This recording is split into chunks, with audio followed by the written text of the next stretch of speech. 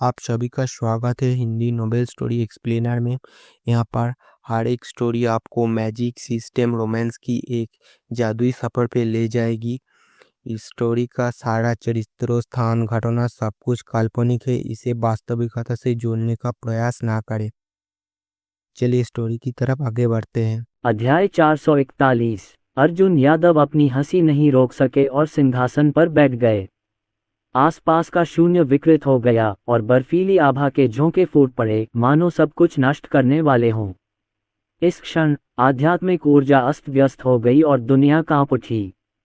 हालांकि अर्जुन यादव ने इशारा किया और तुरंत रुक गए, शायद इसलिए कि वह उत्तेजित हो गया था। उसका निजी अंगरक्षक नाइटिंगेल इसे और सहन नहीं कर सका और सामने वाले व्यक्ति को मार डालना चाहता था। यह जरूरी नहीं है। इतने प्यारे इलेक्ट्रॉनिक पालतू जानवर के साथ ठीक से खेलना जरूरी है। उसे इस तरह मारने से उसे फायदा होगा। ऐसी स्थिति में मैं तुम्हें एक मौका देता हूँ। आप इसे समझ सकते हैं या नहीं, यह आपकी अपनी क्षमता पर निर्भर करता है। अर्जुन यादव ने अपनी पतली उंगलियों से सिंहासन को हल्के से थपथपाते हुए कहा। ये दृश्य देखकर रोशनी गुप्ता और शालिनी मुखर्जी, दो तेजस्वी महिलाओं ने एक दूसरे को देखा और एक दूसरे की आंखों में बेबसी देखी। उन्होंने छोटे मालिक को बड़ा होते देखा है। वे कैसे नहीं जानते कि वे अपने दिल में क्या सोच रहे हैं। जैसे ही वह बैठा, उसे पता चल गया कि वह दिखावा शुरू कर देगा। हालांकि दिखावा करना कोई अपराध नहीं है, लेकिन छोटे मालिक में भी दिखावा करने की ताकत होती है। लेकिन जैसे जैसे वे बड़े होते जाते हैं, वे अधिकाधिक दबंग होते जाते हैं, जो वास्तव में आकर्षक है। सू मिंग ने जब ये सुना तो वो तुरंत हंस पड़ा। अगर अर्जुन यादव ने उसे ये मौका देने की हिम्मत की, तो आज उसके प्लेबॉय का उससे दबना तय था। मुझे एक रहस्यमयी ताकतवर आदमी ने यह अवसर दिया है। इस अंगूठी में कई जादुई शक्तियां हैं, जो मेरी युद्ध शक्ति को भी बेहतर बनाने में मदद कर सकती हैं। आज उसकी लड़ाई मशहूर होने की है। उसे अपने पिछले अपमान का बदला लेना है और एक भोला पालक लड़के के रूप में अपनी पहचान साफ करनी है। जब तक अर्जुन यादव को दबा दिया जाता है और बाहर निकाल दिया जाता है और फिर सू परिवार को छोड़ दिया जाता है, जो इस जुआंटियन महाद्वीप पर अपने स्वयं के प्रतिभाशाली और शक्तिशाली प्रतिभा को भर्ती नहीं करना चाहेगा। दुनिया इतनी बड़ी है कि यहाँ जाने के लिए कोई जगह नहीं है और न ही ऐसा कोई स्थान है जिसे घर कहा जा सके। फिर जादुई शक्ति दोनों हाथों में इकट्ठा हो गई, समुद्र की लहरों की तरह उछलती हुई, एक विशाल हथेली के निशान में संघनित होकर सीधे सामने की ओर फट पड़ी।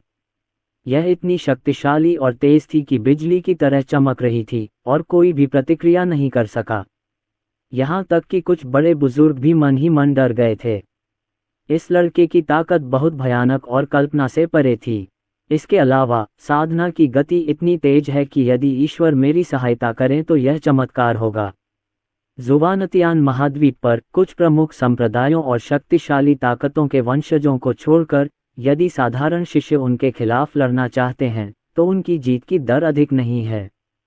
आसमान की हथेली। हालांकि जब विशाल पर्वत जैसा दिखने वाला हथेली का निशान अर्जुन यादव के सामने गिरा, तो वह ढह गया और टुकड़ों में बदल गया, जैसे कि उसका अस्तित्व ही न हो। क्या यही आपकी ताकत है? मैं बहुत निराश हूँ। अर्जुन यादव मंद मंद मुस्कुराए और बिना कोई हरकत किए सिंहासन पर बैठे रहे। सू मिंग की आंखें थोड़ी सिकुड़ गईं। उन्हें पता था कि उन्हें एक कठिन परिस्थिति का सामना करना पड़ा है। नहीं, वह तो बस एक नश्वर प्राणी है। वह खुद से प्रतिस्पर्धा क्यों कर सकता है? यह अवास्तविक है। तभी सू मिंग की आंखों में एक चमक सी आ गई। हाँ, उसके परिवार ने उसे सींचने के लिए अनगिनत अमृतों का इस्तेमाल किया होगा और उसकी खेती को बढ़ाने के लिए संसाधन जुटाए होंगे। अन्यथा नश्वर शरीर बेकार आत्मा से अधिक बेहतर नहीं होगा। आसमान को चकनाचूर करने और धरती को चकनाचूर करने की कला। सू मिंग जमीन पर उतरा और दहाड़ते हुए अपनी शक्तिशाली साधना का प्रदर्शन किया। यहाँ तक कि सबसे निचले पायदान पर बैठे कुछ बुजुर्गों के दिलों की धड़कनें तेज हो गईं। वे बहुत डर गए और मन ही मन आहें भरने लगे। कोई आश्चर्य नहीं कि सू मिंग इतना घमंडी और अभिमानी है। वह बेहद प्रतिभाशाली निकला। यदि उसने पहले ये कर दिखाया होता तो उसे निश्चित रूप से सू परिवार से अनुकूल व्यवहार प्राप्त होता और उसे विशाल संसाधनों के साथ प्रशिक्षित किया जाता और भविष्य में उसकी उपलब्धियां असीमित होतीं। यहाँ तक कि इस जुआंटियन महाद्वीप पर भी वह अभी भी एक स्थान पा सकता है। यह अफसोस की बात है कि उन्होंने शाश्वत यादव परिवार के युवा स्वामी को नाराज कर दिया। उसके अंग अंग तोड़कर उसे सू परिवार से बाहर निकाल देना शायद आसान काम है, और सू परिवार कभी भी असंतुष्ट होने की हिम्मत नहीं करेगा। यह उल्लेख करने की आवश्यकता नहीं है कि सू मिंग ने अभी अभी सू परिवार के साथ संबंध पूरी तरह से तोड़ दिए थे। भले ही यह सिर्फ एक प्रतिभा के लिए है, ये सू परिवार की जांघों को अपमानित करने के लायक नहीं है। राजसी जादुई शक्ति इतनी प्रबल है कि ऐसा लगता है कि वह आकाश को भेद रही है और दुनिया की हर चीज अजेय है।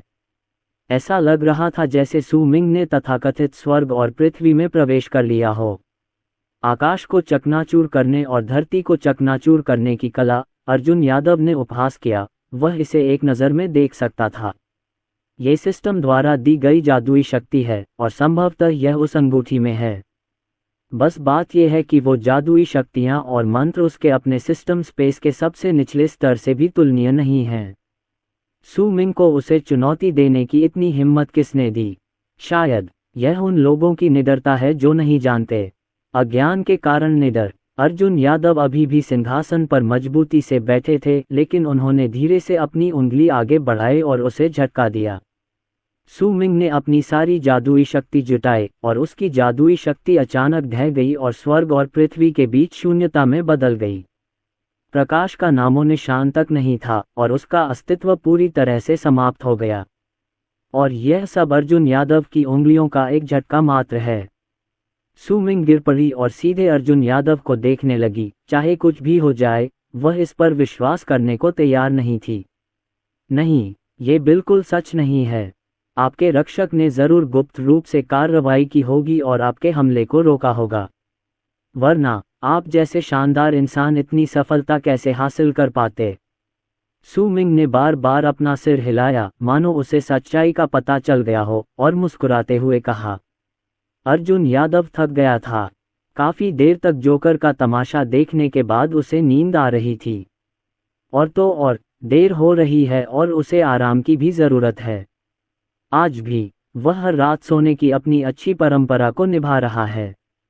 बेशक 2 छोटी नौकरानियों ने उसे जाने नहीं दिया और रात में उसे अपनी बाहों में लेकर सोने पर जोर दिया। अर्जुन यादव खड़े हुए, उन्होंने धीरे से सू जिकियोन की ठुड्डी को उठाया और एक दूसरे को अपनी स्पष्ट आंखों से देखा। सू जिकियोन के गाल लाल थे, वह थोड़ी शर्मीली थी और उसकी आंखें बचने वाली थीं। हालांकि अर्जुन यादव ने सीधे सू जिकियोन की ओर देखा और धीरे से कहा, आज रात मेरे शयनकक्ष में आओ।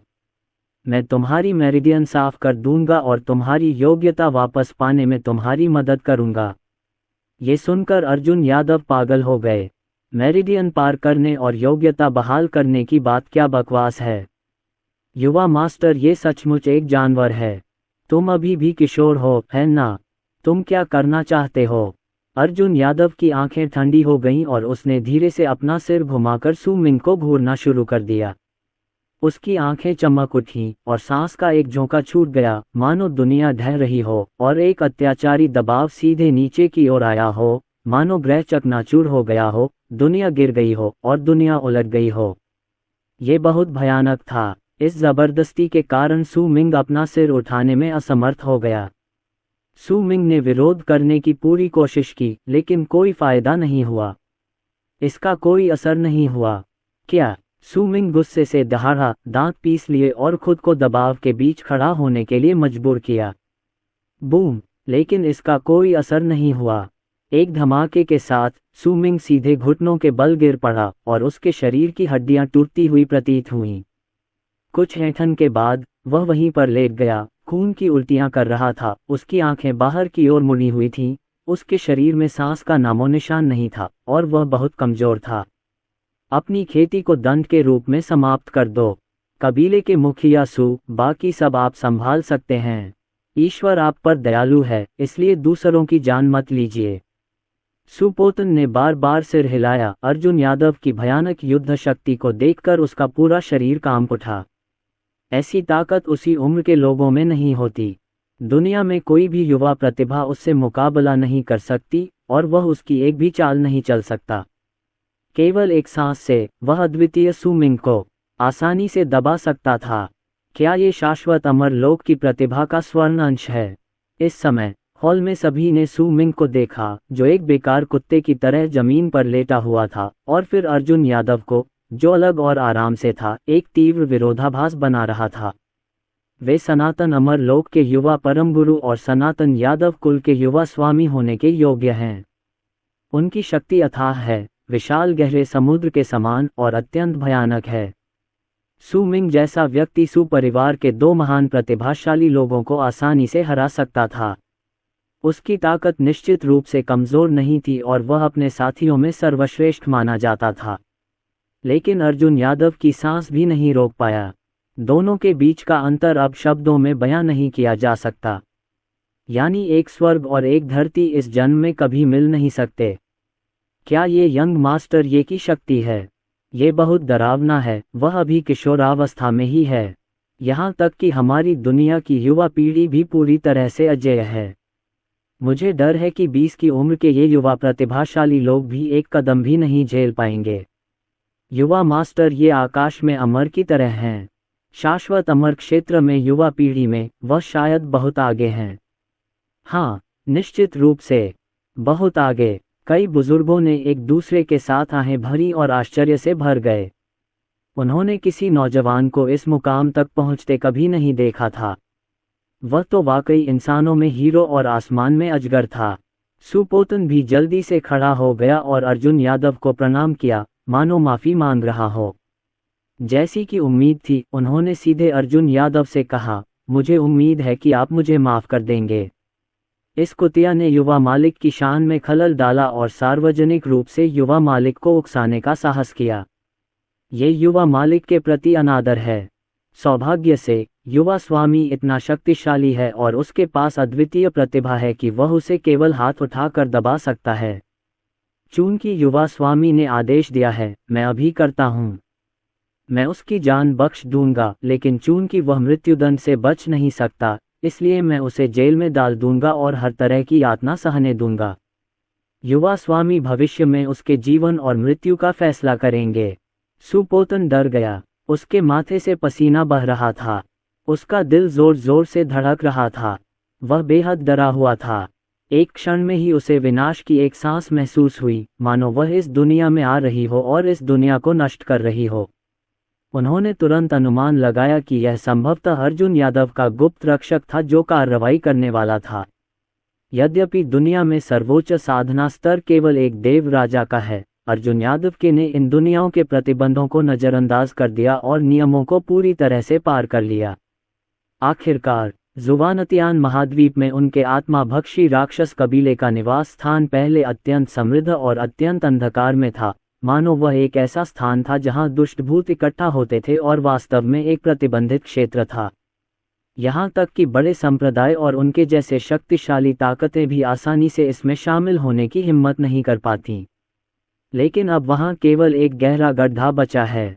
सभी जीवों का अस्तित्व समाप्त हो गया।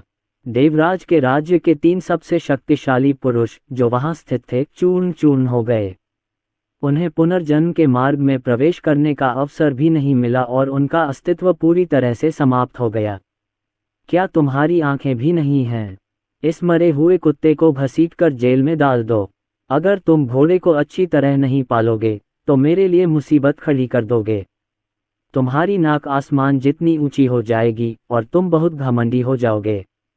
क्या तुम सचमुच सोचते हो कि तुम दुनिया के सबसे घमंडी इंसान हो? सुपोतन के बोलते ही सभी ने तुरंत प्रतिक्रिया व्यक्त की।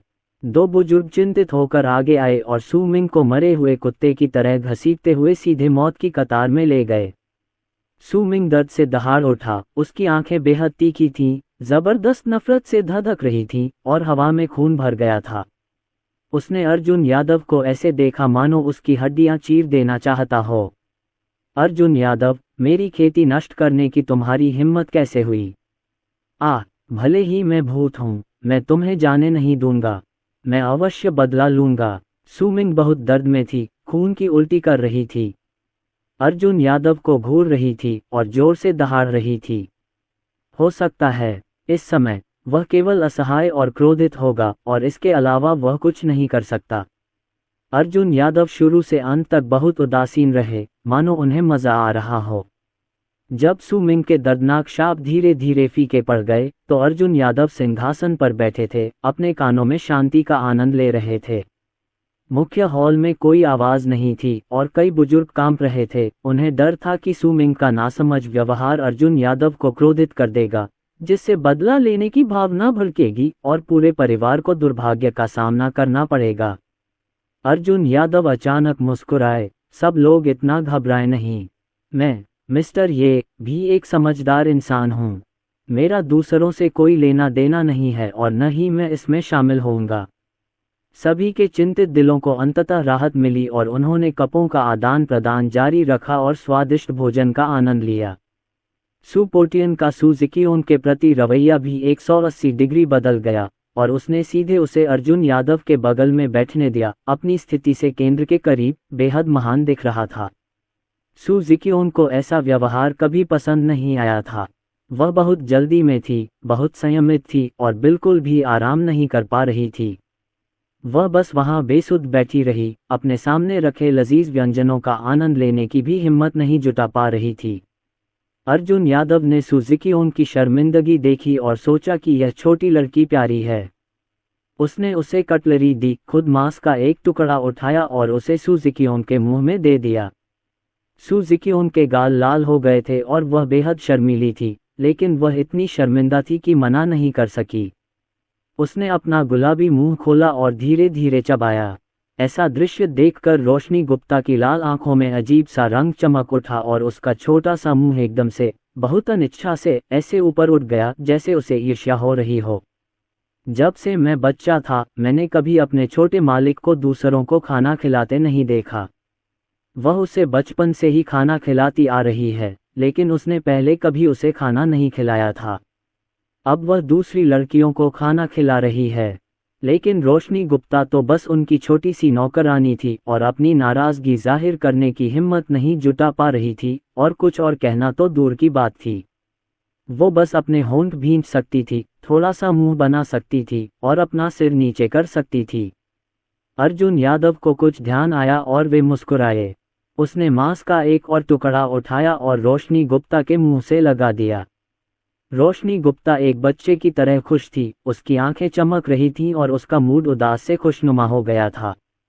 शायद यह एक लड़की है। मुख्य हॉल के ऊपर अंधेरे जेल में जो खुशनुमा दृश्य था उससे अलग। वहां अंधेरा, नमी थी और बदबू आ रही थी। बीच बीच में आप कुछ चूहों को मौत की कतार में इधर उधर दौड़ते हुए देख सकते थे, मानो वे सड़ा हुआ मांस ढूंढ रहे हों। अंधेरे कोनों में कुछ तिलचिट्टे भी कुरकुराहट की आवाजें निकाल रहे थे। ये स्थान पृथ्वी पर एक नरक की तरह है, जहां सभी प्रकार के यातना उपकरण हैं। यह अमानवीय और बहुत अंधकार में है। यहाँ कैद किए गए सभी लोग सुपरिवार के सदस्य हैं जिन्होंने गंभीर अपराध किए हैं, या वे लोग हैं जो सुपरिवार के दुश्मन हैं और गिरफ्तार होने के बाद जेल में बंद हैं। जहां तक सु मिंग का प्रश्न है, जिसके पास प्रतिरोध करने की कोई क्षमता नहीं थी, उसे मृत्युदंड की सजा दी गई, बेड़ियां पहनाई गईं, जेल के कपड़े पहनाए गए और दीवार से जंजीरों से बांध दिया गया। वाह, तुम सिर्फ एक घोड़ा पालन करने वाले लड़के यंग मास्टर ये के खिलाफ जाने की हिम्मत कैसे कर रहे हो? तुम सचमुच मौत शब्द लिखना नहीं जानते। अगर आप जीना नहीं चाहते तो भूल जाए, और आपने अपने परिवार को भी इसमें शामिल कर लिया है। अगर आपका कोई अप्रत्याशित सामना भी हो जाए तो भी आप बेकार की छवि से कभी छुटकारा नहीं पा सकेंगे और आपको जीवन भर निष्क्रिय रहना होगा। यदि श्रीमान जी के परिवार की दयालुता न होती, जिन्होंने आपकी जान बख्शी, तो वे अभी नरक के राजा से मिलने चले गए होते। इस मौत की कतार में अच्छी तरह से रहो। हो सकता है कि एक दिन परिवार के नेता तुम्हें मार डालें अगर उनका मूड खराब हो। हिरासत केंद्र के प्रभारी गार्ड ने जिंगजी को सु मिंग के चेहरे पर जोर से थूक दिया। फिर उसने झुंझलाहट में कहा, मानो उसे अभी भी बेचैनी हो रही हो, और उस व्यक्ति के पेट के निचले हिस्से में जोर से लात मारी। किताब का शीर्षक बहुत दर्द में था। उसके बाल बिखरे हुए थे, लेकिन उसकी आंखें शूरा की तरह सामने खड़े पहरेदार को घूर रही थीं। ओह, तुम अभी भी मुझे घूरने की हिम्मत करते हो। मैं तुम्हें घूरने पर मजबूर कर दूंगा। गार्ड ने सू मिंग के चेहरे पर जोरदार वार किया और तब तक उसे पीटा जब तक कि उसके मुंह से खून नहीं निकल गया। इसके अलावा, अब जबकि उसकी साधना नष्ट हो चुकी है और उसका शरीर कमजोर हो चुका है, इतनी पिटाई के बाद टूटे हुए दांत वास्तव में उसके मुंह से बाहर गिर गए। इस प्रहार को प्राप्त करने के बाद सू मिंग बहुत अधिक ईमानदार हो गया और उसने अपना सिर नीचे कर लिया तथा मृत होने का नाटक करने लगा। पहरेदार भी पीछे हट गया। अगर उसके घरवालों ने उसे मौत की सजा न देने का हुक्म न दिया होता तो वह इस बदमाश को पीट पीट कर मार डालना चाहता। जब आसपास कोई नहीं था और सन्नाटा छा गया तो सू मिंग ने अचानक अपनी आंखें फिर से खोलीं, एक दुष्ट भूत की तरह, और धीमी आवाज में दहाड़ा, अर्जुन यादव, मैं तुम्हें टुकड़े टुकड़े कर दूंगा।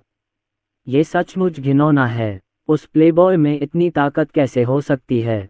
ये बस एक कल्पना है। अगर मैं उसे पीट पीट कर मार भी डालूं तो भी मुझे यकीन नहीं होगा।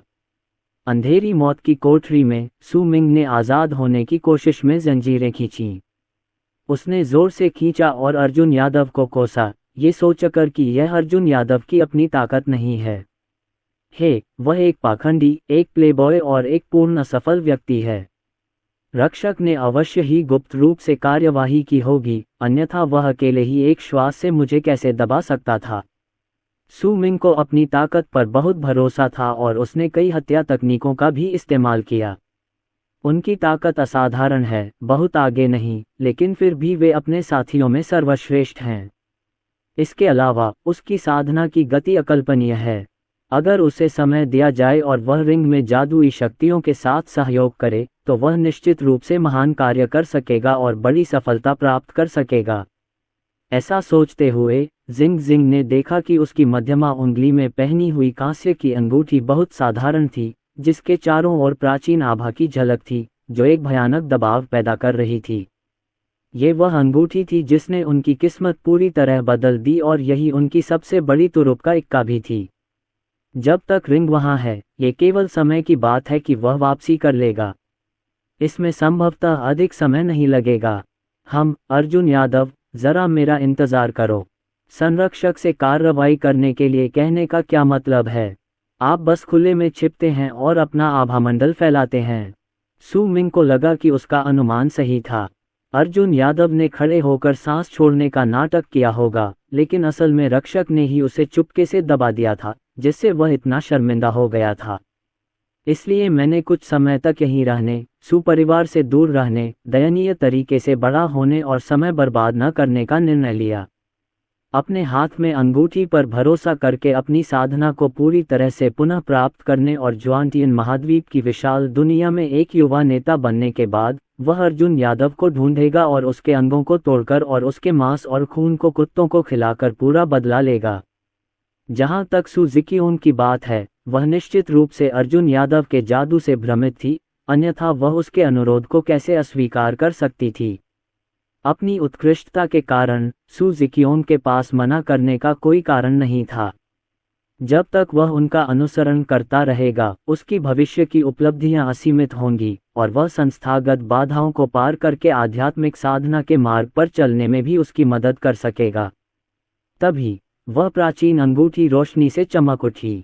सू मिंग शांत हुई और अंगूठी में खोजबीन करने लगी और आखिरकार उसे एक जादुई शक्ति, एक अंतरिक्ष समय कूदने की तकनीक और एक अंतरिक्ष कूदने का ताबीज मिल गया। समय और स्थान में छलांग लगाने की यह तकनीक उसे कम दूरी तक अंतरिक्ष पार करने में मदद कर सकती है, जिससे वह इस मृत्युदंड से बचकर दुनिया में कहीं भी नहीं जा सकेगा। जहां तक अंतरिक्ष छलांग ताबीज की बात है, ये लंबी दूरी को पसंद करता है, जिससे वह सीधे सुपरिवार क्षेत्र से बाहर निकल सकता है, लेकिन ये कहाँ उतरता है यह उसके नियंत्रण से बाहर है। हाँ, अगर तुम मुझे नहीं मारोगे तो यह निश्चित रूप से अर्जुन यादव का अपने जीवन का सबसे बुरा फैसला होगा, क्योंकि भविष्य में मुझे एक महान व्यक्ति बनना तय है। अमर लोक का तथाकथित युवा स्वामी मेरे लिए बस एक कदम है और उसे आसानी से नष्ट किया जा सकता है। सू मिंग बेहद आत्मविश्वास से भरा हुआ था। उसके मुंह के कोनों पर मुस्कुराहट थी जो लगभग उसके कानों तक पहुंच रही थी, और उसकी मुस्कान थोड़ी भयावह थी।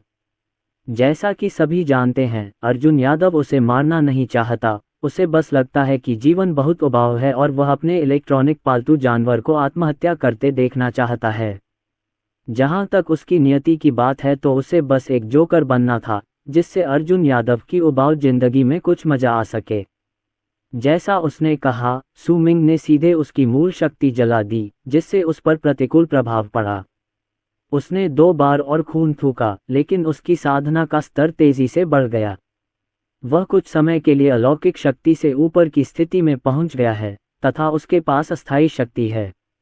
लेकिन ये साधना उसके जीवन स्रोत की शक्ति को जलाने की कीमत पर प्राप्त की गई थी, और यह केवल थोड़े समय, केवल आधे दिन तक ही चली। आधे दिन के बाद वह बहुत कमजोर हो जाएगा और बेहोश भी हो जाएगा। जल्दी करो। सू मिंग जंजीर तोड़ने ही वाला था कि उसने समय और स्थान की छलांग तकनीक का उपयोग करके अपने सामने के स्थान को विकृत कर दिया, जिससे एक अंतरिक्ष छेद दिखाई देने लगा और वह तुरंत उसमें कूद गया। लेकिन वह फिलहाल भागेगा नहीं, बल्कि सू जिक्योंग को ढूंढने जाएगा। सिस्टर जिक्योंग जैसा दयालु व्यक्ति उसे कभी नहीं छोड़ेगा। अर्जुन यादव ने शायद उसके अंदर कोई भ्रामक सूप डाल दिया होगा और उसे भ्रमित कर दिया होगा, इसलिए वह उसका पीछा करने को तैयार नहीं थी। जब तक वह उसे अच्छे शब्दों से मनाता रहेगा और गंभीर वादा करता रहेगा, वह निश्चित रूप से उसका अनुसरण करेगी। इस तरह वे उस प्लेबॉय के चंगुल से बच सकते हैं। वह अपनी बहन जिक्योंग को दिन रात प्रताड़ित होते नहीं देखना चाहता था। जब वे छोटे लकड़ी के घर के बाहर पहुंचे तो उन्होंने पाया कि अंदर कोई नहीं था, सिवाय कुछ फटे हुए कपड़ों और खिड़कियों के जो हवा को रोक नहीं पा रही थीं। इस समय आकाश में काले बादल छा गए, हल्की बारिश की बूंदाबांदी हुई और बारिश की आवाज सड़क पर आ गई। सू मिंग बहुत दुखी था और यह पता नहीं लगा पा रहा था कि उसकी बहन जिक्योंग कहाँ चली गई। और अब लगभग रात हो चुकी है, ये केबिन ही उसका एकमात्र घर है, क्यों न वापस चला जाए। क्या ऐसा हो सकता है कि सू मिंग का दिमाग तेजी से काम करने लगा और उसे तुरंत याद आ गया कि दिन में मुख्य हॉल में क्या हुआ था। मुझे याद है कि उस प्लेबॉय ने कहा था कि वह बहन जिक्योंग को अपने महल में जाने की अनुमति देगा जब उसके पास शाम को समय होगा, ताकि वह अपनी शिरोबिंदुओं को खोल सके और अपनी नसों को खोल सके, ताकि वह साधना के मार्ग पर चल सके। जाहिर है, ये सिर्फ एक बहाना था। ये शरारती आदमी साफ तौर पर दयालु और सीधी सादी बहन जिक्योंग को महल में ले जाने के लिए छल करना चाहता था। उसे शायद अंदाजा भी नहीं था कि वो क्या करने वाला है। यद्यपि वह अभी किशोरावस्था में ही है, फिर भी एक चिकित्सक के रूप में उनका विकास बहुत तेजी से हुआ है। संभवतः उसका कुनकुन भी बंदूक लेकर युद्ध में जा सकता है। जितना ज्यादा वह इसके बारे में सोचता, यह उतना ही डरावना होता जाता। वह ऐसी त्रासदी कभी नहीं होने दे सकता था। बहन जिक्योंग को दयालु और पवित्र होना चाहिए, और उसे तो लंबे समय से अपनी जेब की चीज समझा जाता रहा है। उसे दूसरों के हाथों में नहीं पड़ना चाहिए, वरना उसकी कोई इज्जत नहीं बचेगी। इसलिए उन्होंने अपनी साधना पुनः सक्रिय की और अर्जुन यादव के महल की ओर दौड़ पड़े। अर्जुन यादव के आने के बाद सू परिवार के मुखिया ने वास्तव में हुआंग शुआन महल निकाला, जो परिवार की विरासतों में से एक था। ये भी एक खजाना था। इसे आमतौर पर खजाने के घर में रखा जाता था और धूपबत्ती से लगातार प्रसाद चढ़ाया जाता था। ये महल न केवल दुनिया में दुश्मनों का दमन कर सकता है, बल्कि एक विश्राम स्थल के रूप में भी काम कर सकता है। यहाँ तक कि उनके कीमिया परिवार में भी कोई अन्य बड़ा महल नहीं है जो इसकी तुलना कर सके, अत्यंत शानदार और शानदार ढंग से सजाया गया हो। यहाँ तक कि परिवार के मुखिया सुपोतन का महल भी इसकी तुलना में एक झोपड़ी जैसा दिखता था और इसकी कोई तुलना ही नहीं थी। इससे पता चलता है कि सू परिवार अर्जुन यादव को कितना महत्व देता है। हालांकि सू मिंग को इससे कोई सरोकार नहीं था। वह तो बस भीड़ का पीछा करके ताकतवर लोगों तक पहुंचना चाहता था।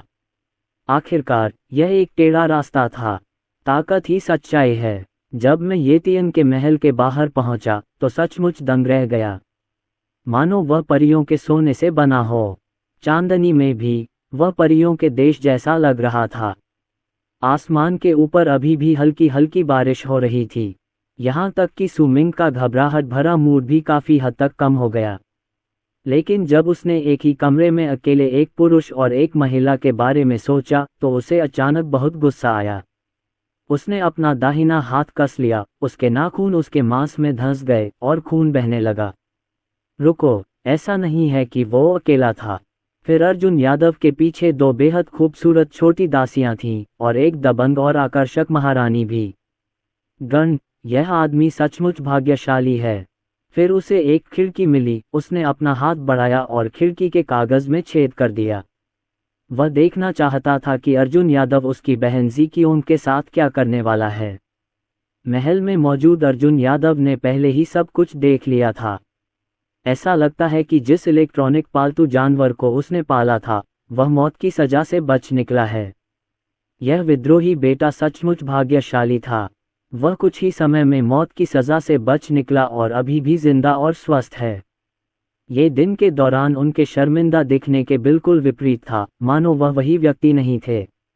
मुझे आज भी याद है कि जब बुजुर्गों ने उसे घसीटकर बाहर निकाला था तो वह एक मरे हुए कुत्ते जैसा लग रहा था, दहाड़ रहा था, गालियां दे रहा था और दर्द से चिल्ला रहा था।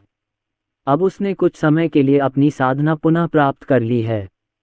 और तो और, उसने उसके शयन कक्ष के ऊपर लेटकर उसकी जासूसी करने की हिम्मत भी की। वह बहुत साहसी था। हालांकि मेरे पास एक व्यवस्थित आंतरिक पठन विधा है और मैं इसे इतनी दूरी से पढ़ने में सक्षम होना चाहिए। सिस्टम ने भी मेजबान की इच्छाओं पर ध्यान दिया और जल्दी से कहा, डिंग डिंग डिंग, आंतरिक रीडिंग मोड सक्रिय हो गया है और सुमिंग के आंतरिक विचारों को पढ़ेगा। अर्जुन यादव के होंठ सिकुड़ गए। बेशक टोंगजी अब भी नाजुक मौकों पर बहुत भरोसेमंद था। इसमें कोई संदेह नहीं है कि आंतरिक पठन चुनने के बाद अर्जुन यादव को लगातार शापों की एक धारा सुनाई दी जो सभी सुमिंग के आंतरिक विचार थे। यदि शब्दों से हत्या हो सकती तो अर्जुन यादव शायद हजारों बार मर चुके होते। यह इलेक्ट्रॉनिक पालतू जानवर काफी दिलचस्प था। यह पागल नहीं हुआ, ये काफी आत्मजागरूक था। उससे लड़ने के लिए दौड़ने के बजाय इसने उस पर जासूसी करना चुना। यदि ऐसा है तो उसे तेज दवा की 2 खुराक और दें। तभी अर्जुन यादव ने ज़िकियोन की ओर देखा जो महल में खड़ा था, असमंजस में, समझ नहीं पा रहा था कि क्या करे। बहुत घबराया हुआ, एक दूसरे को अपने हाथों से चुटकी काट रहा था, अपना सिर नीचे कर रहा था, विशेष रूप से हीन महसूस कर रहा था। अर्जुन यादव बहुत संतुष्ट थे और उन्होंने नए ब्रांड ज़िकियोन को देखा। यह उसके पिछले रूप से बिल्कुल अलग था। इस समय ज़िकियोन ने अर्जुन यादव रंग की प्रणाली द्वारा तैयार की गई परी पोशाक पहन रखी थी और रोशनी गुप्ता ने भी उस पर उत्तम श्रृंगार किया था, बिल्कुल धरती पर एक परी की तरह। इतने बड़े बदलाव को देखकर अर्जुन यादव को भी यकीन नहीं हुआ कि यह वही व्यक्ति है। उसकी टांगें सीधी बांस की तरह लंबी और पतली थीं और उसकी त्वचा जैद की तरह सफ़ेद थी और टिमटिमाती रोशनी में वह बेहद कोमल और चिकनी लग रही थी। वह अभिमानी आकृति भी है। हालांकि राजधानी महारानी जितनी शक्तिशाली नहीं है, फिर भी वह बहुत शक्तिशाली है। मुख्य बात यह है कि चेहरा शुद्ध, सरल और स्पष्ट है और आंखें स्पष्ट हैं, मानो उसमें कोई नार्सिसस छिपा हो। यहाँ तक कि खिड़की के बाहर लेटा सुमिंग भी स्तब्ध रह गया, उसकी पुतलियां कांप रही थीं।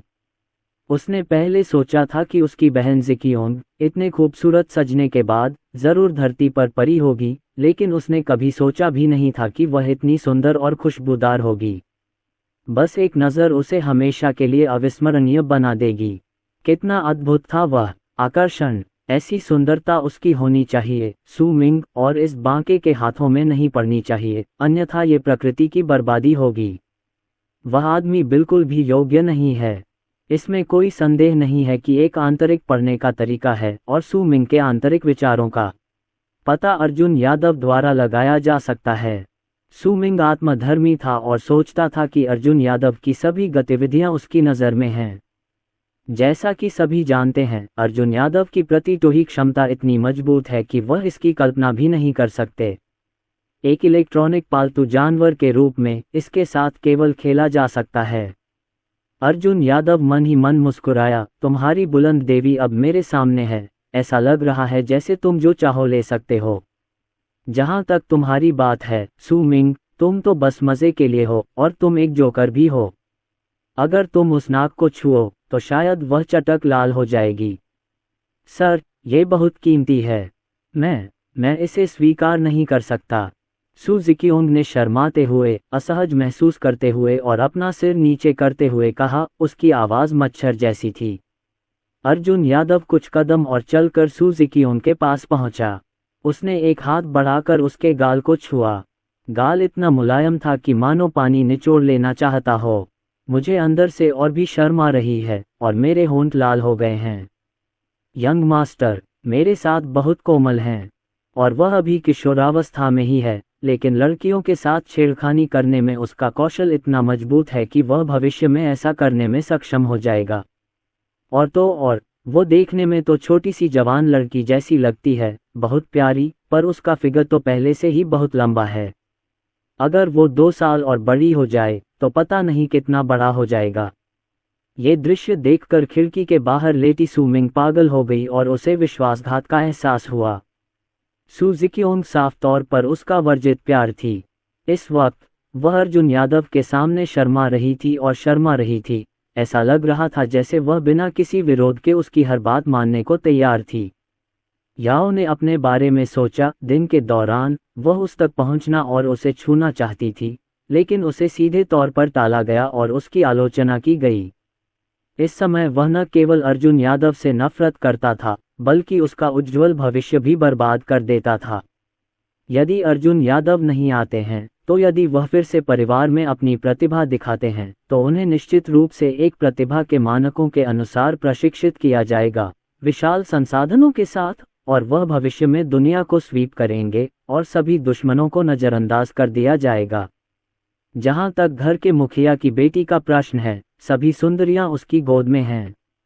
लेकिन जब वह वहां पहुंचा तो सब कुछ बदल गया। वह एक खोए हुए कुत्ते की तरह इधर उधर भाग रहा था और अब वह बस खिड़की पर लेटकर दूसरों पर नजर रख सकता था।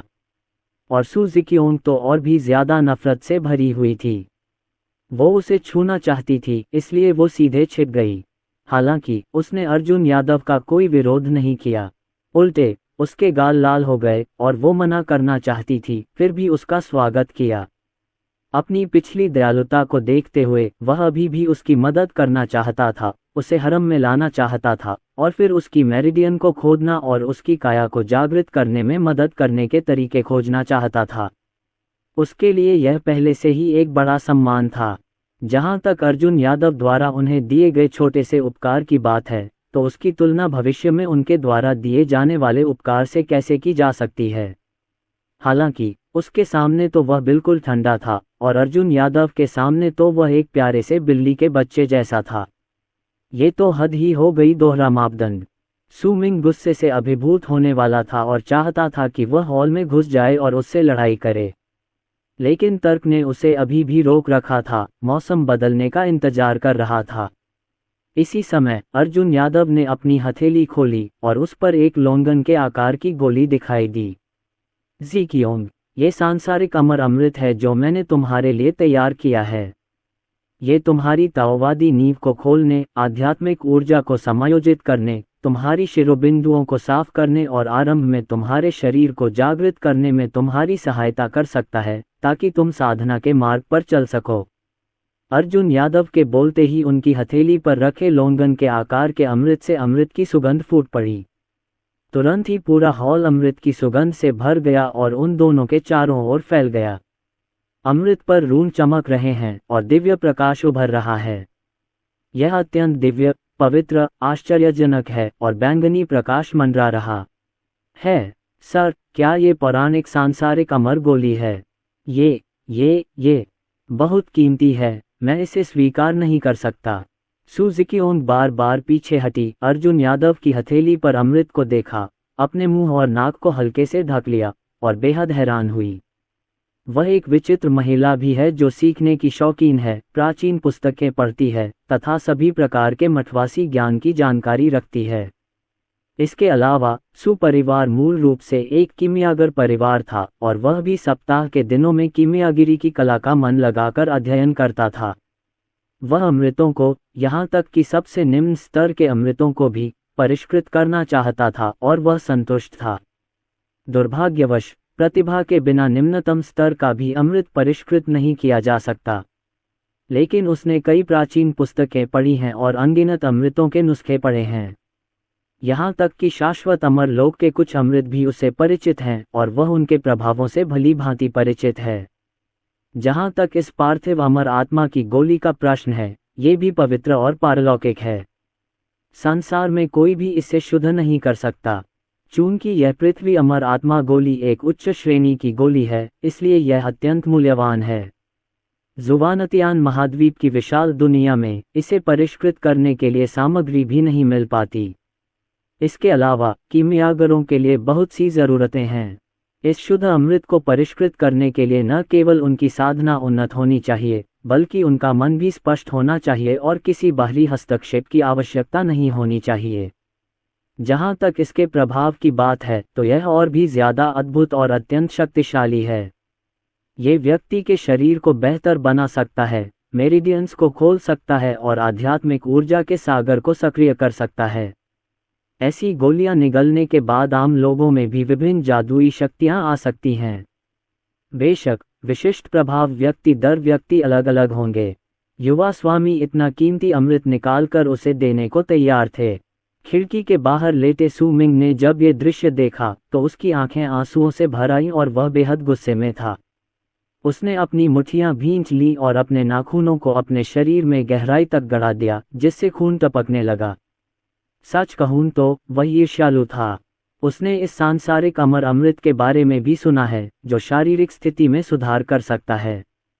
असाधारण प्रतिभा वाले कुछ युवा सर्वोच्चों के लिए यदि उन्हें यह अमृत मिल जाए तो वे निश्चित रूप से और भी अधिक शक्तिशाली हो जाएंगे और प्रभुत्व स्थापित कर पाएंगे।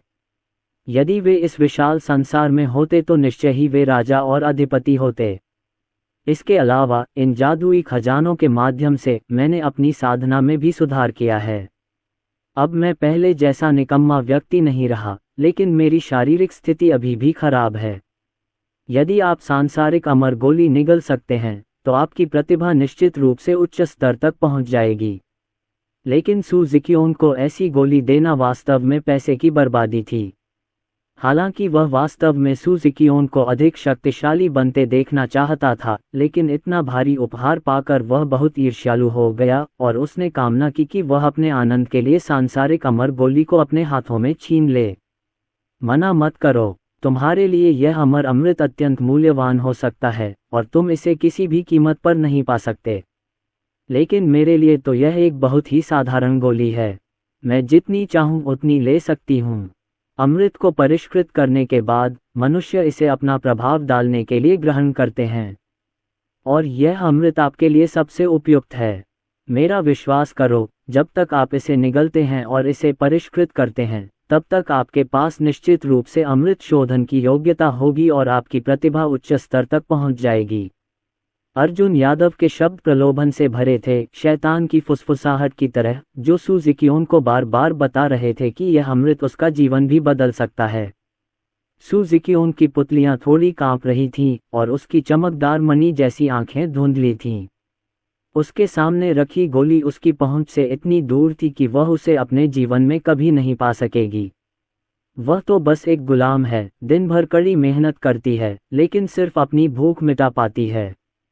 इस समय सू जिक्योन की सांसें और तेज हो गईं और उसकी छाती फूल गई, मानो वह वैचारिक संघर्ष कर रही हो। यदि इस अमृत को परिष्कृत किया जाए तो इसमें कोई संदेह नहीं कि इससे निश्चित रूप से बहुत लाभ होगा। यह उसकी काया को भी बदल सकता है, जिससे वह आध्यात्मिक अभ्यास के मार्ग पर चल सकती है और अमृत को परिष्कृत करना शुरू कर सकती है। इस अवसर को चूकना और भविष्य में ऐसा रोमांच पाना बहुत मुश्किल होगा।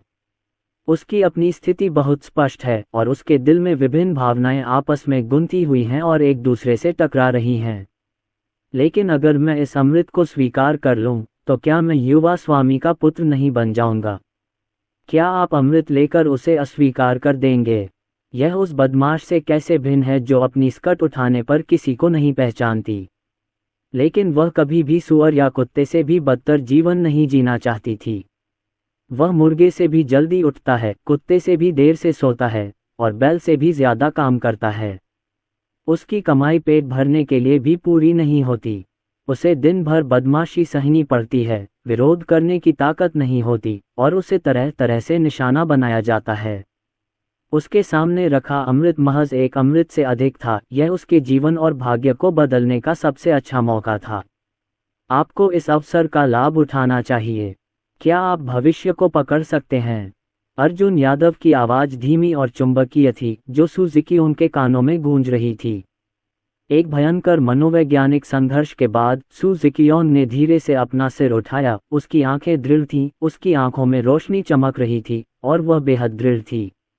मैं भविष्य को जब्त करना चाहता हूँ। मैं फिर कभी किसी प्रकार की बदमाशी बर्दाश्त नहीं करूँगा।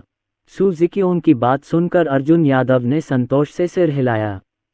सब कुछ उम्मीद के मुताबिक ही था।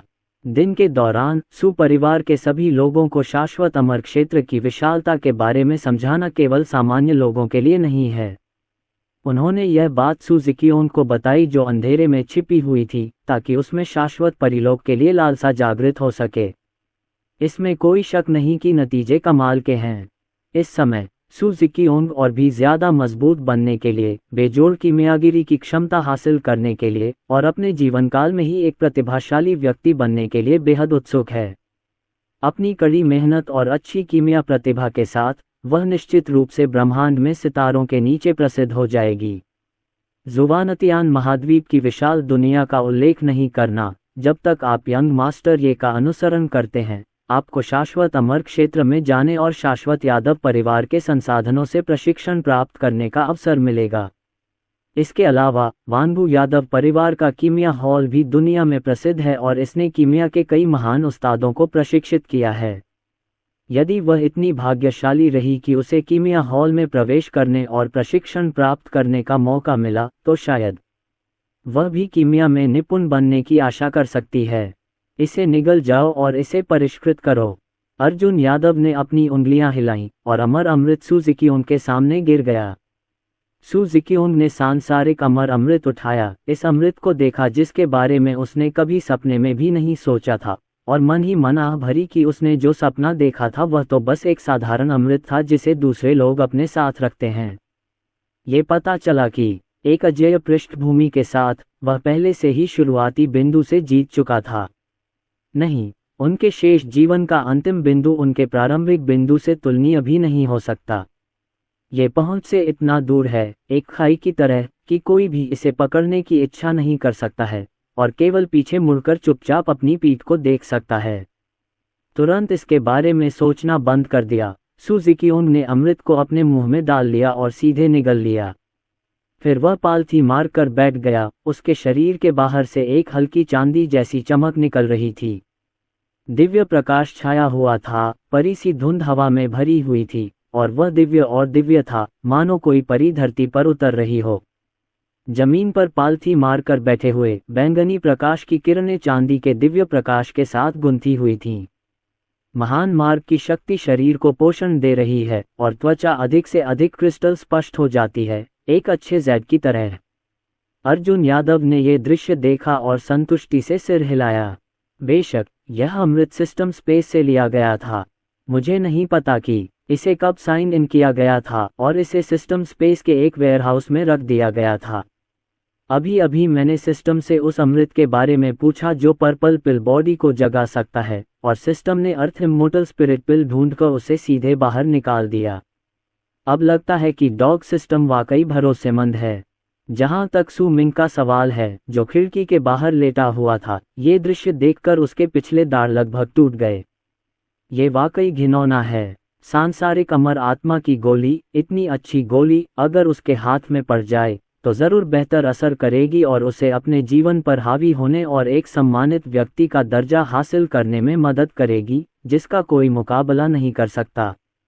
इसके अलावा सुजुकियोन द्वारा अमृत को निगलने और परिष्कृत करने के बाद, यदि अमृत शक्तिशाली है तो यह उसे साधना के मार्ग पर चलने और अमृत को परिष्कृत करने की अनुमति दे सकता है। उस समय तक सुजुकियोन ने खुद को और भी अधिक नीचे देखा। एक व्यापक दुनिया को देखते हुए वह निश्चित रूप से इसका पता लगाना चाहती थी और 9 स्वर्गों से ऊपर उड़ना चाहती थी। मुझे लगता है मैं अर्जुन यादवकियान के साथ शाश्वत अमर लोक में जाऊंगा। कुतिया, ये जादुई अमृत मेरा होना चाहिए। मैं बार बार यही कह रहा था कि मैं इसके बारे में सोचना चाहता हूँ, लेकिन फिर रात को मैं उस आदमी के महल में पहुँच गया। मैं अब भी किस बारे में सोच रहा हूँ? मैं इस बारे में सोचने के लिए बेताब हूँ। क्या वह शाश्वत अमर लोक, जिसके बारे में प्लेबॉय बात करता है, वास्तव में इतना अच्छा है? सू मिंग ने अपना गुस्सा दबाया और देखना जारी रखा। वह देखना चाहता था कि सांसारिक अमर अमृत को परिष्कृत करने के बाद उसके क्या अद्भुत प्रभाव हो सकते हैं। यदि प्रभाव अच्छा नहीं होगा तो यह व्यर्थ हो जाएगा। इस समय सू मिंग दिन के दौरान की तुलना में बहुत शांत और समझदार था। असहाय होकर उसकी शक्ति क्षीण हो गई और उसकी साधना समाप्त हो गई। अब वह अपने मूल को जला रहा है, कुछ समय के लिए अपनी साधना पुनः प्राप्त कर रहा है और अंधेरी मौत की कतार से बचने के लिए अंधेरे में मौजूद जादुई शक्ति का उपयोग कर रहा है। आटिल्ड, सू जिक्योंग थोड़ा दर्द में दिख रही थी और कराहने से खुद को नहीं रोक सकी। सांसारिक अमर आध्यात्मिक गोली का प्रभाव बहुत ही जबरदस्त था। गोली से बनी आभा उसके मेरिडियंस को पोषित कर रही थी, पहले से बंद एक्यूपॉइंट्स को खोल रही थी और उसके अंगों, हड्डियों और आंतरिक अंगों से होकर बह रही थी। ये बेहद शक्तिशाली थी, लेकिन ये प्रक्रिया भी बहुत दर्दनाक है, जैसे रेन और डू मेरिडियन को खोलना। ऐसे दर्द सहना जो सामान्य लोग सहन नहीं कर सकते, और ऐसे महान कार्य करना जो सामान्य लोग नहीं कर सकते। निश्चित रूप से थोड़ी देर के बाद सू जिक्योंग की त्वचा अधिक से अधिक स्पष्ट, कोमल और चमकदार, बेहद चिकनी हो गई और उसकी कमर पतली हो गई। दर्द सहते हुए, पसीने से तरबतर और यहाँ तक कि अपने कपड़े भीगते हुए, अर्जुन यादव के मन में एक सुंदरी की तरह कुछ विचार आ रहे थे और वह समय समय पर कराह रहा था। अर्जुन यादव थोड़ा स्तब्ध था। उसने कभी सोचा भी नहीं था कि यह बदसूरत बत्तख का बच्चा थोड़े से सजने संवरने से सफ़ेद हंस बन जाएगा। वह इतना सुंदर और अलौकिक था कि अनगिनत औरतों से भी आगे निकल गया। यहाँ तक कि शाश्वत परिलोक की कुछ युवा प्रतिभाशाली महिलाएं भी उससे प्रतिस्पर्धा करने में सक्षम नहीं होंगी। उनकी उपस्थिति बहुत ही आकर्षक है और उनका फिगर भी आकर्षक है, यहाँ तक कि उनकी तुलना रोशनी गुप्ता और शालिनी मुखर्जी से भी की जा सकती है। अर्जुन यादव के पीछे खड़ी रोशनी गुप्ता और शालिनी मुखर्जी कुछ अवाक रह गईं। रोशनी गुप्ता लाल पोशाक में बेहद आकर्षक लग रही थीं, उनके लंबे लाल बाल नीचे की ओर लहरा रहे थे और उनकी गोमेद जैसी आंखें उन्हें घुमाने से रोक नहीं पा रही थीं। छोटे मालिक का तो बुरा हाल हो गया होगा। इतनी खूबसूरत लड़की को देखकर तो मानो वो चल ही नहीं पा रहा होगा। शालिनी मुखर्जी हल्के से मुस्कुराईं, पवित्र और अलौकिक, बस इसकी आदत डाल लीजिए। आखिर छोटा मालिक इतना उत्कृष्ट है। पूरे अनंत परिलोक में अनगिनत संत और परियां हैं जो छोटे मालिक के अनुयायी बनने के लिए उत्सुक हैं, लेकिन सभी ने इस पर आंखें मूंद ली और इसे नज़रअंदाज कर दिया। लेकिन उन्होंने इसे एक औसत शारीरिक संरचना वाली महिला को दे दिया जो निम्न स्तर की गोलियों को भी परिष्कृत नहीं कर सकती थी। बहुत संभव है कि उसे एहसास हो गया हो कि इस औरत के पास कोई बड़ा राज है। जाहिर है यह उतना आसान नहीं है जितना ऊपर से दिखता है और इसका छोटे मालिक पर गहरा असर पड़ता है। इसीलिए मैंने उसकी शारीरिक स्थिति सुधारने में उसकी मदद करने का निर्णय लिया। अर्जुन यादव भले ही ऊपर से मासूम और प्यारी सी युवती लगती हो, असल में वो बहुत ही दुष्ट है। वो सिर्फ दूसरों के हित में ही काम करेगी और बेकार लोगों पर अपना समय बर्बाद नहीं करेगी। खिड़की के बाहर लेटे सू मिंग ने भी ऐसा दृश्य देखा और उसकी नज़र लगभग सीधी हो गई। सू जिक्योंग को ज़मीन पर पालथी मारकर बैठे हुए, अपनी मेरिडियंस को साफ करने की पूरी कोशिश करते हुए, लेकिन उसके चेहरे पर एक दर्दनाक भाव और पूरे शरीर से पसीना टपकता हुआ देखकर उसके विचार अचानक उठे। मैंने कभी नहीं सोचा था कि सू जिक्योंग तैयार होने के बाद इतनी सुंदर होगी, और दर्द के कारण उसने जो आवाज़ें निकाली वे भी आकर्षण से भरी थीं।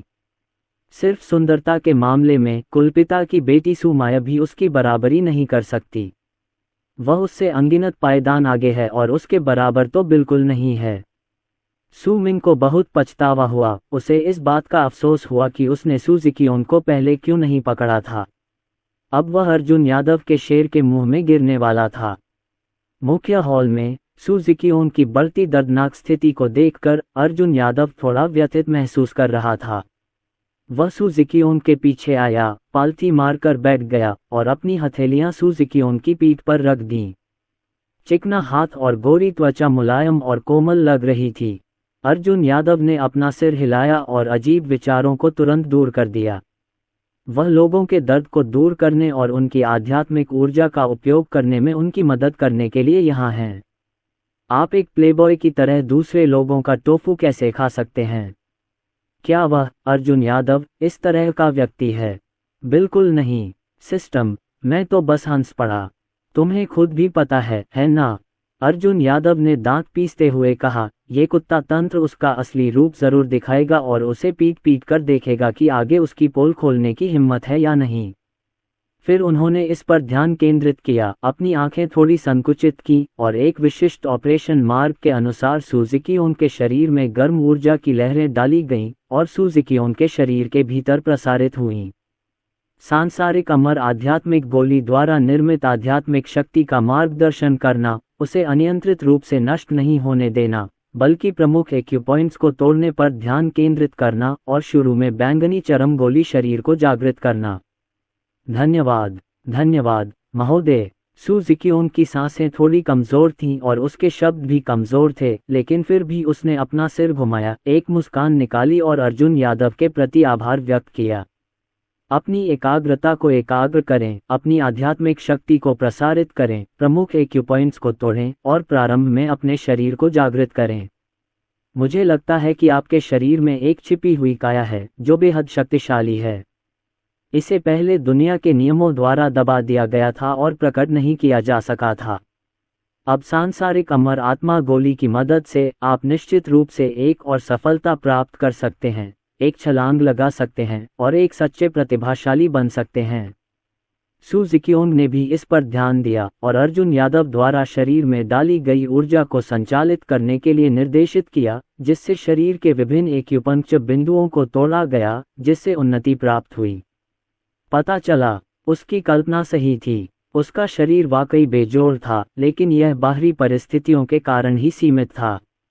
अगर युवा स्वामी न आते तो शायद वह मन ही मन कुर्ती रहती, एक ऐसे बेजोड़ शरीर का सपना देखती रहती जिसे सक्रिय नहीं किया जा सकता और कुछ भी नहीं करती। लेकिन अब भाग्य का पहिया घूमने लगा। खिड़की के बाहर लेटे सू मिंग ने उन दोनों को इतनी अंतरंगता से पेश आते देखा। उसे इतना गुस्सा आया कि उसे लगा जैसे हरी घास का मैदान उसके सिर के ऊपर है। यहाँ तक कि उसे मतिभ्रम भी हुआ, जैसे कि उसके सिर पर कई मेमने चढ़ रहे हों। सू मिंग की मानसिकता लगभग ढहने ही वाली थी। उसकी आंखों में आग की लपटें चमक रही थीं और वह इतना गुस्से में था कि उसने मुंह में खून थूक दिया। साधना का जो स्तर कुछ समय के लिए बहाल हुआ था, वह हृदय की अस्थिरता और चिंता के कारण शीघ्र ही गिरने वाला था। सू मिंग ने जीवन के स्रोत के जलने की गति बढ़ाने के लिए गुप्त विधि को तुरंत सक्रिय कर दिया, जिससे उनकी साधना अस्थायी रूप से स्थिर हो गई। लेकिन उनकी आयु भी तेजी से खत्म हो रही थी और कुछ बाल सफ़ेद भी हो रहे थे। वह मन ही मन बहुत क्रोधित था और अर्जुन यादव और सू जिकियोन को मार डालना चाहता था। वह उनकी खाल उतारना चाहता था, उनकी हड्डियां निकालना चाहता था और उन्हें हमेशा के लिए अनंत नरक में गिरा देना चाहता था और पाताल लोक के भूतों द्वारा डसवाना चाहता था। अर्जुन यादव, सू जिकियोन, तुम्हारा अंत अच्छा नहीं होगा।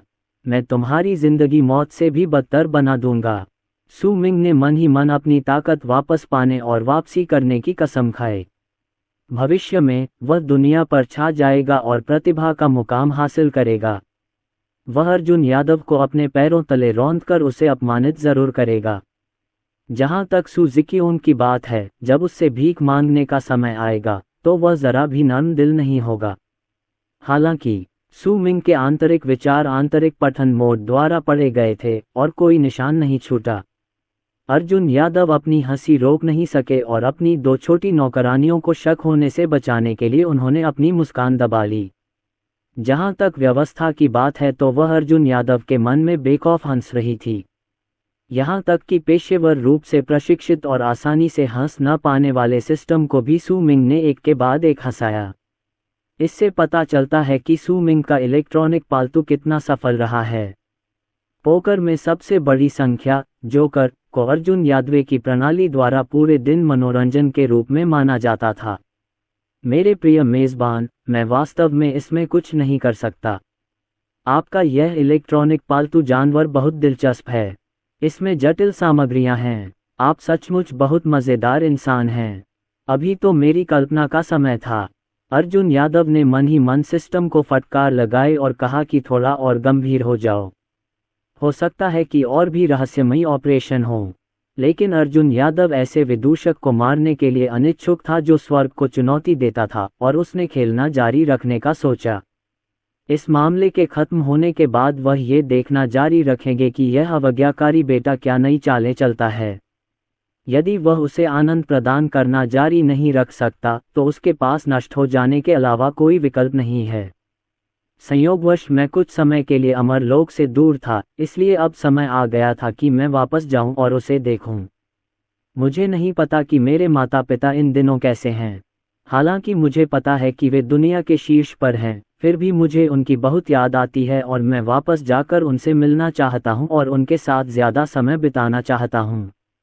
जहां तक उसकी चुड़ैल बहन का सवाल है, वह असाधारण युद्ध शक्ति वाली हुनयुवान दानव भ्रूण में बदल गई और देव सम्राट का सर्वोच्च पद प्राप्त किया। ये ज्ञात नहीं है कि वह परिवार में रहेगी या दुनिया के जंगल में लौट जाएगी। स्वर्ग और उसके बाहर की अराजकता के संगम पर चीजें तेजी से अस्थिर होती जा रही हैं। अक्सर युद्ध होते रहते हैं और शीर्ष शक्तियां ब्रह्मांड में दरारें भी पैदा कर देती हैं, जिससे कई छोटी दुनियाओं में तबाही मच जाती है। अर्जुन यादव को ये पूर्वाभास था कि निकट भविष्य में विश्व में उथल पुथल मच जाएगी। ऐसा लगता है कि अनंत स्वर्ग के निर्माण की गति और भी तेज हो जाएगी। केवल इसी प्रकार वह, स्वर्ग का सम्राट, सभी जीवित प्राणियों से ऊपर हो सकता है और संसार में होने वाली अशांति के भय के बिना शांतिपूर्वक सो सकता है।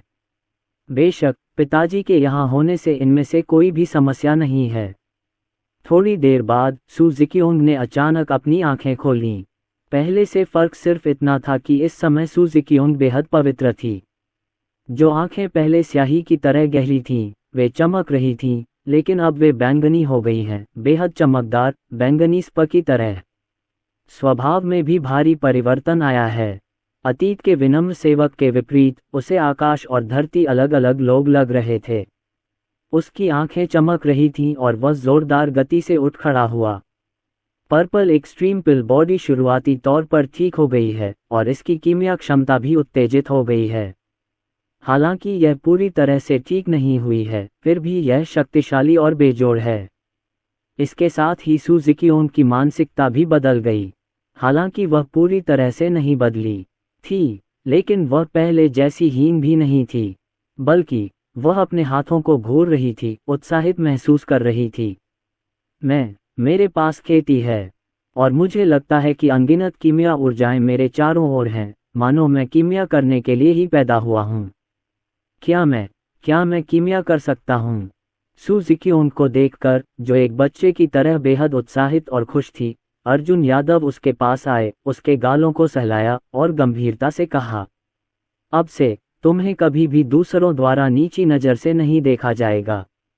आप भी एक प्रतिभाशाली व्यक्ति हैं और आप एक अद्वितीय प्रतिभाशाली व्यक्ति हैं।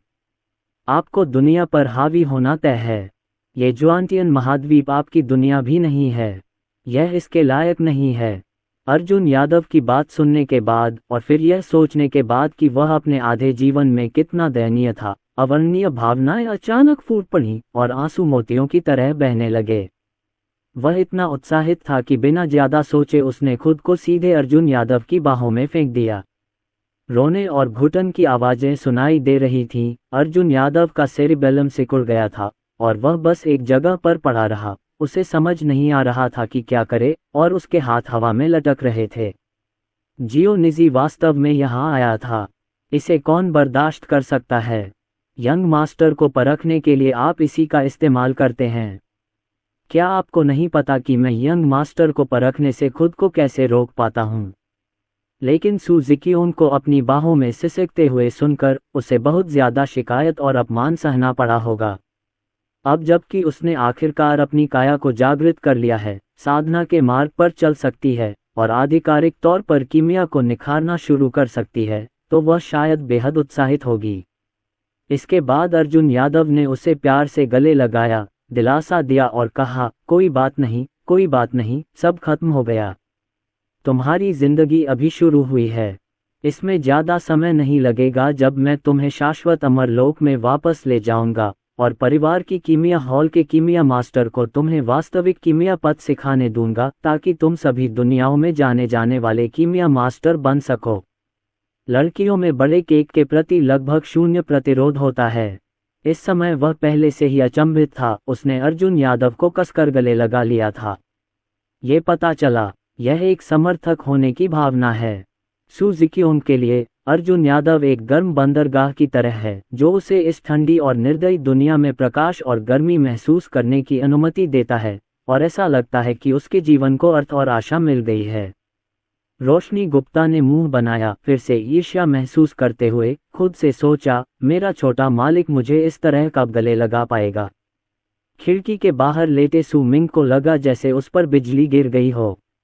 वह वहीं खड़ा रहा और उसके मुंह से खून की एक बूंद निकली। अचानक उसे जिंदगी का अंधेरा महसूस हुआ। जब वह यहाँ आया तो वह बस अपनी बहन जिक्योंग को ले जाना चाहता था, दूर उड़ जाना चाहता था और मंदारिन बत्तखों का एक जोड़ा बनना चाहता था। लेकिन उसने कुछ देखा। सिस्टर जिक्योंग ने अपनी महाशक्ति को जगाया और साधना के पथ पर चल पड़ी। वह अर्जुन यादव की इतनी आभारी थी कि दोनों ने एक दूसरे को गले भी लगाया।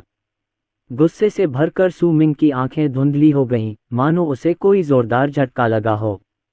वह अपना संतुलन खो बैठा और जोरदार दहाड़ लगाते हुए हॉल की खिड़की से नीचे गिर पड़ा। कौन है भाई? महल के बाहर दहाड़ के साथ ही अर्जुन यादव ने तेज आवाज में चिल्लाया। दोनों नौकरानियों रोशनी गुप्ता और शालिनी मुखर्जी को भी एहसास हुआ कि कुछ आसान नहीं है।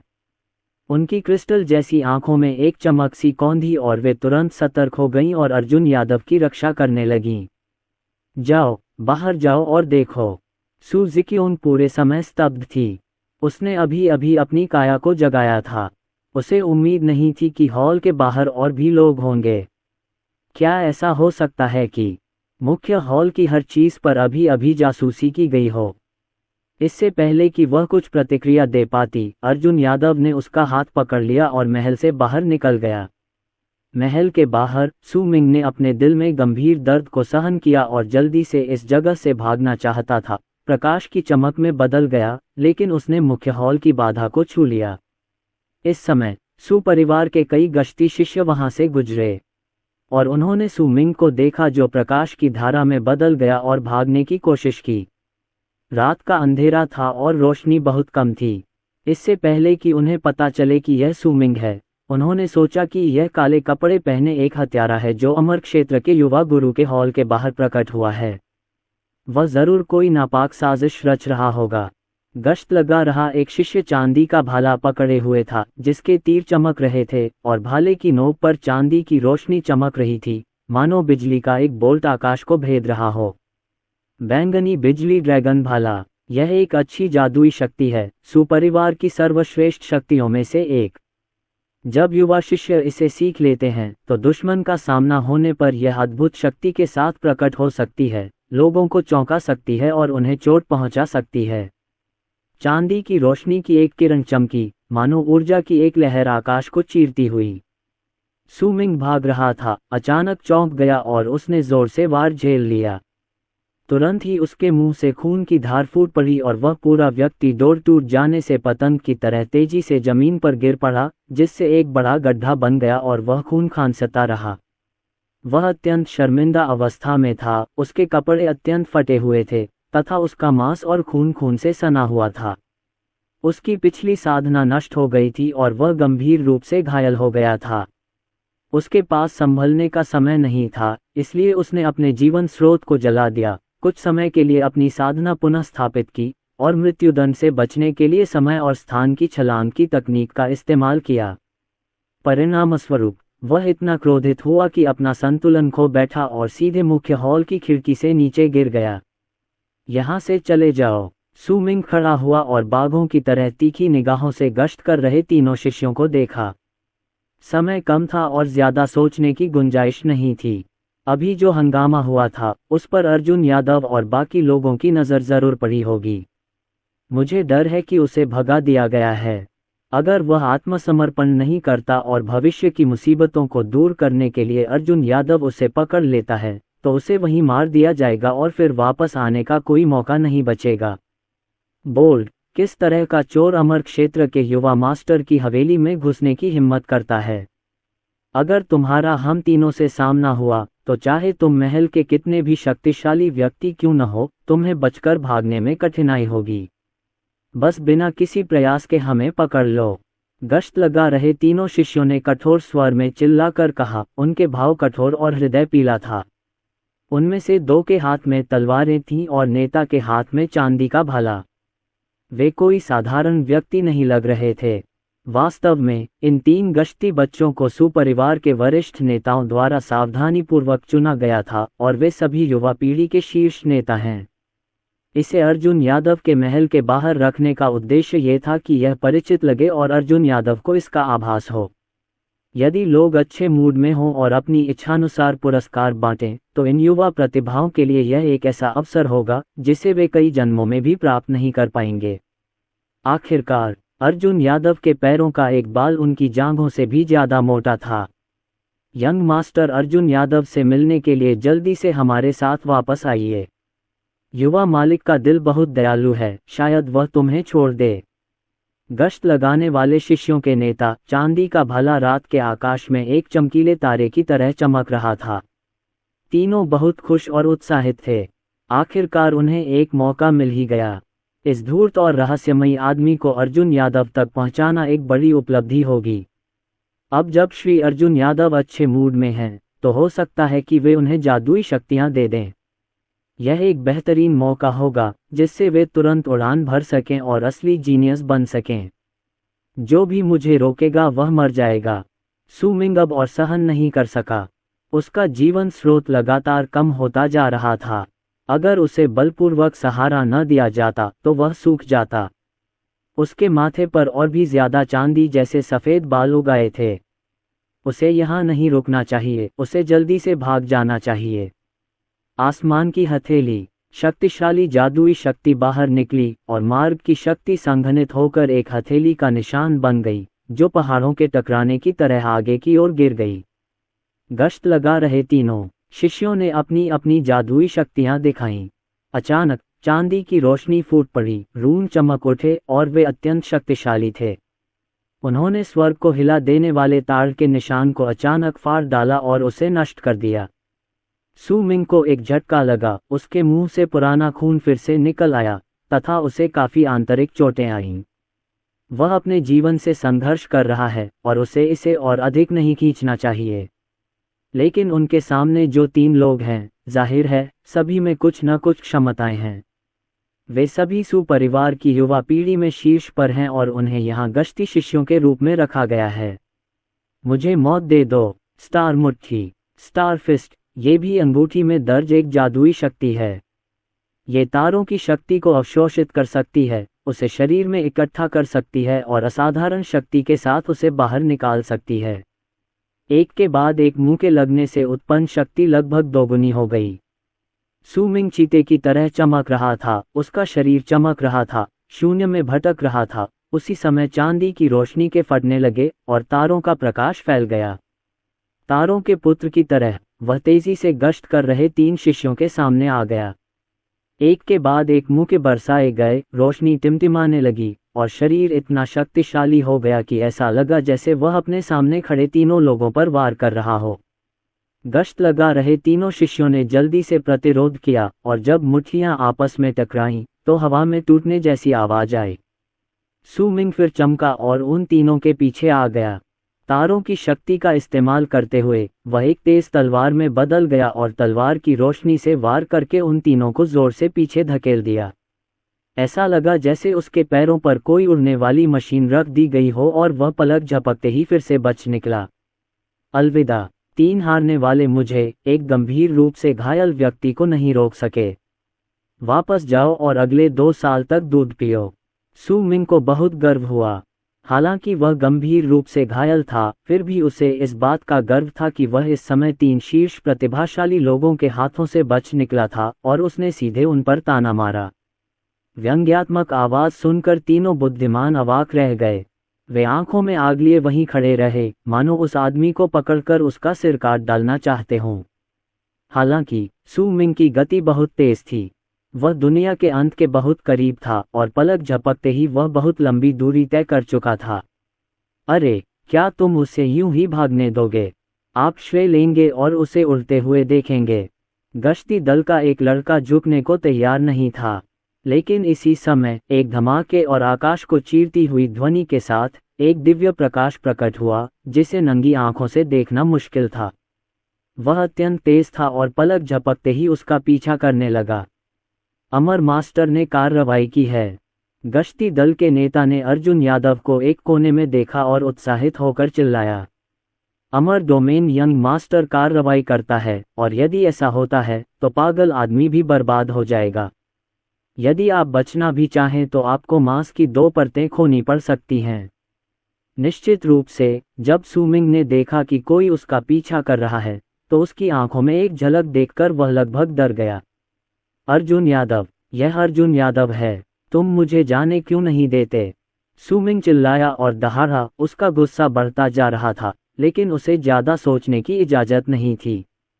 एक हाथ से उसने तारों की शक्ति को रूपांतरित कर दिया और पीछे की ओर एक धरती को हिला देने वाली तलवार की रोशनी फेंकी, जिससे सीधे शून्य विभाजित हो गया। हालांकि अर्जुन यादव ने अपनी आंखें थोड़ी सी सिकुड़ी और उनसे निकली रोशनी ने सीधे तलवार की रोशनी को चकनाचूर कर दिया। इस दौरान सू मिंग ने बिना अपना तुरुप का पत्ता दिखाए सीधे ही स्पेस जंप का ताबीज निकाल लिया। आज अर्जुन यादव के हाथों से बचना मुश्किल होगा। उसके सामने एक अंतरिक्ष दरार तेजी से उभरी। उसे समझ नहीं आ रहा था कि कहाँ जाए। अंतरिक्ष तूफान जोरों पर था, लेकिन सू मिंग ज्यादा सोच नहीं पाया और सीधे उसमें कदम रख दिया। आखिरी क्षण में अर्जुन यादव ने अपनी तलवार की ओर इशारा किया और उसे सीधे दिखाया। वह तेज रोशनी सचमुच रात को रोशन कर गई और फिर गायब हो गई। चीखों के साथ ही सू मिंग का खून आसमान में फैल गया और उसका दाहिना हाथ नीचे गिर गया। आ, मेरा दाहिना हाथ! लेकिन सू मिंग भी अंतरिक्ष दरार में गिर गया और बिना किसी निशान के गायब हो गया। खाली रात को देखते हुए अर्जुन यादव मुस्कुराए और अपने मुंह के कोनों को ऊपर उठाया।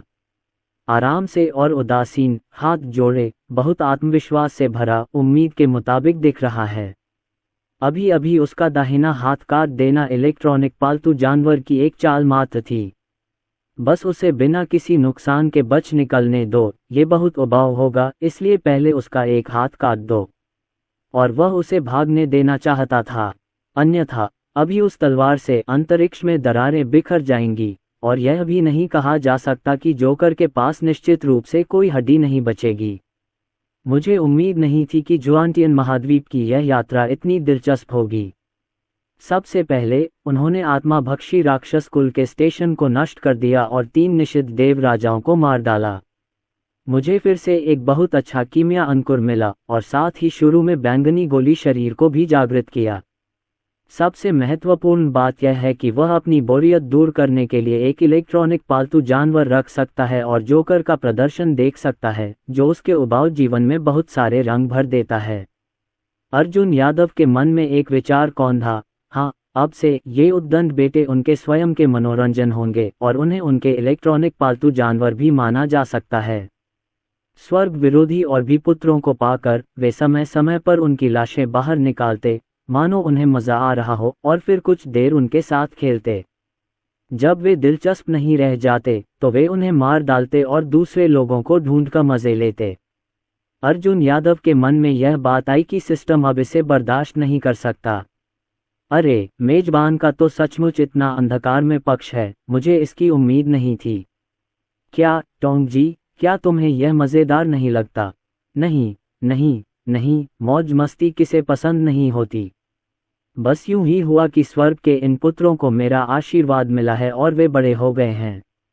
अब यातनाएं सहने और कटाई छटाई के बाद इनका मूल्य अधिकतम हो जाएगा और ये मेज़बान के भी बहुत काम आ सकते हैं। आप अपनी बोरियत दूर कीजिए। जहां तक सू मिंग की बात है, जो अभी अभी भाग कर आया है, उसके पास अभी भी मेरी अंगूठी है। अगर वह दुनिया के किसी कोने में भी भाग जाए तो भी यह सिस्टम उसे ढूंढ ही लेगा। हे। सिस्टम की चालाक आवाज सुनकर अर्जुन यादव कई को पता चला कि टोंगजी खुद की तरह ही दुष्ट था। वे स्वर्ग विरोधी पुत्र पूरी तरह से उन दोनों के हाथों के खिलौने बन गए हैं। सू मिंग के अलावा कई स्वर्ग विरोधी पुत्र भी हैं जो सभी स्वर्गों और दुनियाओं में और यहाँ तक कि शाश्वत अमर क्षेत्र में भी अपने भविष्य के जीवन में नींद में नहीं रहेंगे। मैंने अपने हृदय में उन उद्दंड पुत्रों के लिए 3 सेकंड का मौन रखकर शोक व्यक्त किया, लेकिन मुझे क्या पता था कि मैं दूसरों के हाथों का खिलौना बन चुका था। यदि सू मिंग को उसकी स्थिति का पूरा पता होता तो वह निश्चित रूप से उसी समय आत्महत्या कर लेता और एक पल भी जीवित नहीं रह पाता। मैंने सोचा था कि समय की दरार में प्रवेश करने के बाद मैं अर्जुन यादव को फिर कभी नहीं देख पाऊंगा, लेकिन मुझे उम्मीद नहीं थी कि बंदर राजा तथागत की हथेली से बच नहीं सकता था और केवल एक जोकर की तरह उछल-कूद कर सकता था। अर्जुन यादव ने अपनी आस्तीनें झटक ली और पल भर में महल के बाहर लौट आया। इस समय बादल छट गए, बारिश थम गई और धरती पर चमकती चांदनी ने एक अनोखा दृश्य रच दिया। मास्टर, क्या आप ठीक हैं? रोशनी गुप्ता के लंबे लाल बाल लहरा रहे थे और उसकी गोमेद जैसी आंखें अर्जुन यादव को गौर से देख रही थीं। उसके चेहरे पर चिंता की लकीरें थीं। डर था कि कहीं अर्जुन यादव को जरा सी भी चोट न लग जाए। अर्जुन यादव ने उसे धीरे से गले लगाया, उसकी पीठ सहलाए और उसे दिलासा दिया, कोई बात नहीं, कोई बात नहीं, वह तो बस एक जोकर है। मैंने तलवार से उसका दाहिना हाथ काट दिया और अंतरिक्ष की कला से बच निकला। बहरहाल रोशनी गुप्ता ने एक न सुनी, फिर भी उसे कसकर गले लगा लिया। अर्जुन यादव को पता भी नहीं चला। रोशनी गुप्ता के मुंह के कोने थोड़े ऊपर उठे और वो शरारत से मुस्कुरा दी। मैंने मन ही मन सोचा, पता चला छोटे मालिक को आत्मरक्षा का कितना कमजोर अंदाज है। अगर उसे पता होता कि टोफू इतना स्वादिष्ट है तो वो पहले ही कर लेता और बाहर वालों को उसे छीनने नहीं देता। वह और शालिनी मुखर्जी जिस छोटे मालिक को दिन ब दिन बड़ा होते देख रहे हैं, उसे बाहरी लोगों को अपने ऊपर हावी नहीं होने देना चाहिए। उसे भविष्य में ज्यादा टोफू खाना होगा और इसे बाहरी लोगों के लिए नहीं छोड़ना चाहिए। रुको जब तक छोटा मालिक थोड़ा बड़ा न हो जाए। हे। लेकिन उन्हें उम्मीद नहीं थी कि अर्जुन यादव का हॉट रीडिंग मोड अभी भी चालू है। वह जो कुछ भी अभी सोच रहा था वह सब आंतरिक वाचन विधा द्वारा अर्जुन यादव के हृदय के समक्ष प्रस्तुत हो गया। अर्जुन यादव मन ही मन चौंका, ये रोशनी गुप्ता वाकई चालाक थी। मुझे सचमुच लगा कि वे मेरे बारे में चिंतित हैं, लेकिन अंत में वे सिर्फ मेरा टोफू खाना चाहते थे। सो उसने रोशनी गुप्ता को झट से धक्का देकर दूर कर दिया। वह अभी भी एक सज्जन व्यक्ति था और उसे संयमित रहना चाहिए था। तभी उसने मुख्य भवन के बाहर गश्त लगा रहे 3 शिष्यों को देखा। उसे देखकर वे जल्दी से उसके पास आए, घुटनों के बल बैठे, हाथ जोड़कर अभिवादन किया। मैं आपसे मिलने का इंतजार करूंगा, श्रीमान अमर क्षेत्र। मैं उस धूर्त आदमी को रोकने में नाकाम रही। ये तुम्हारे लिए शर्मनाक है। तुम्हें खुद ही कार्रवाई करनी होगी। अर्जुन यादव ने बिना ध्यान दिए हाथ हिलाकर उन तीनों को बुलाया। आप तीनों ने अच्छा काम किया। आपने उस रहस्यमयी आदमी को रोक लिया और उसे तेजी से भागने से रोक दिया। इसे एक छोटी सी उपलब्धि माना जा सकता है। कृपया थंडर मैजिक पावर की ये 3 पुस्तकें लीजिए और इन्हें पढ़िए।